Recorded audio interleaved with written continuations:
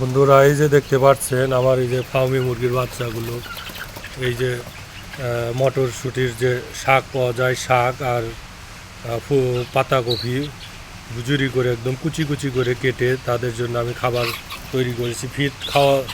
Feed দিয়েছিলাম, তারা খেয়েছে। এখন এগুলোও তাদের জন্য একটু খাবার সাশ্রয়ের জন্য এগুলা তাদের জন্য আমি তৈরি করেছি খাওয়ানোর জন্য। দেখেন কেমন দেই নাই, তাই এখনও দেওয়াই হয়নি, তাও খাওয়ার জন্য সব ব্যাকুল হয়ে আছে। সব তারা এগুলো খায় আর কি। দেখেন আমি এই যে খাঁচায় পালন করছি। চাইলে আপনারাও এইভাবে, বেশি জায়গা না থাকলে আপনারাও এইভাবে খাঁচায় পালন করতে পারেন ফার্মি বাচ্চাগুলো। দেখেন